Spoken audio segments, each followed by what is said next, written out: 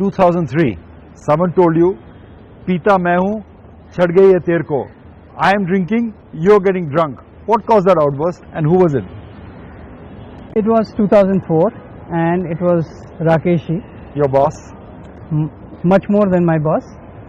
And the company in question was Titan. Clearly. We were making a presentation to the Titan management team and I had worked out our mathematical models and made projections over a 5-year period. The presentation was to be the next day morning at 10 a.m. and Rakesh and I were reviewing it at 2 a.m. the previous night. Right. And when he saw the numbers, he said, "You've lost it." You're getting drunk, punch drunk. Yes, though he very well knew that I don't drink. And then, but he agreed with the direction, if not with the destination. He agreed with the direction. And he was the visionary. He had bought the shares even before I had joined Rare.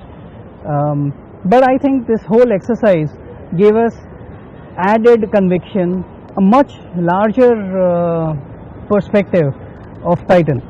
Even the Titan management team saw the numbers that I had projected. They thought that I had lost it.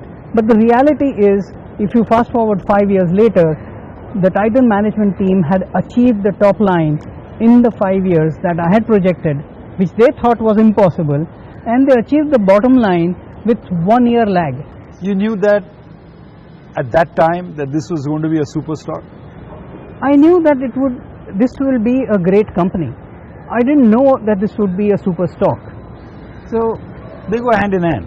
They do go hand in hand over a period of time, but there are significant lead lags. So I was quite clear that this would be a great company. You actually told them to change their model, right? To focus on jewelry as opposed to watches. Why?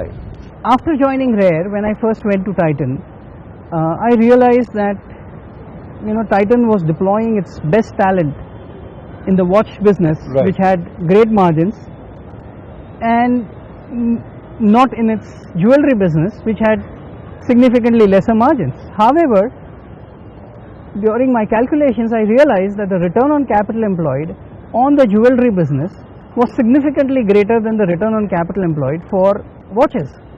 More importantly, the scalability of the jewelry business was far greater.